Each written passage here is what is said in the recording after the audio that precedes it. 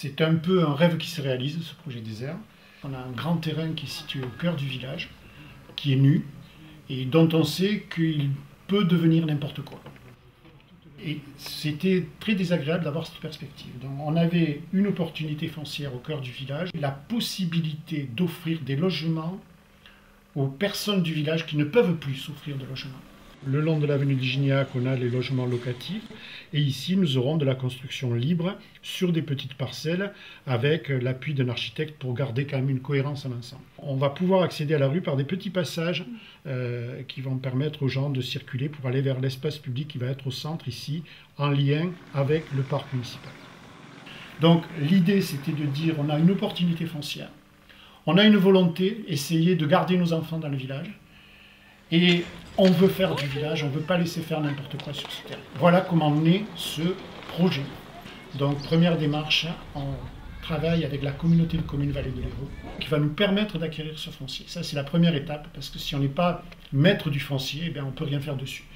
Ensuite, travailler avec des urbanistes en leur disant voilà ce que nous voulons. Des petites maisons ou des logements pour nos jeunes, que les gens vivent bien dans ce quartier, qu'ils soient à l'aise. On veut densifier, on a des rues, il faut les poursuivre. Qu'on a des types de construction qu'il faut non pas imiter, non pas caricaturer, mais dans lesquels on peut s'insérer d'une manière plutôt intelligente. On a travaillé avec des urbanistes et ensuite on est allé voir le département dans le cadre de son projet Habiter sans s'étaler, le but étant d'arrêter de consommer de l'espace. Donc ce projet, il y a 17 logements sur moins de 4000 m², c'est-à-dire qu'on est à une densité d'environ 40 logements hectares. Il va comprendre 10 logements dans des petites maisons individuelles qui vont donner sur l'avenue du Gignac et qui seront proposés à la location, en location sociale bien entendu, avec des loyers aidés. Et sur la partie ouest du projet, nous aurons 7 petites maisons individuelles. Tous les logements qui vont être donnés à la location sont des logements à énergie positive.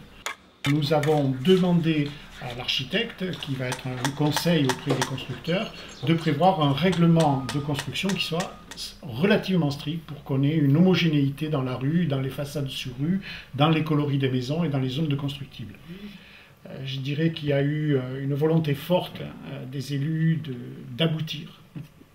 L'appui très important de la communauté de communes pour porter le foncier, convaincre les opérateurs. Ce n'est pas le métier d'un maire de faire un lotissement ou de faire des constructions. On ne sait pas faire, ce n'est pas notre métier. Donc il nous fallait trouver un opérateur qui puisse faire du logement social. Ça a été une difficulté. Négocier et essayer de trouver les financements. Et je dois aussi, bien sûr, dire qu'il y a eu la volonté de faire, mais qu'il y a eu un accompagnement très fort et remercier les gens qui nous ont accompagnés, la communauté de communes, le conseil général, et puis d'autres, la région, et maintenant FDI qui est à la truelle.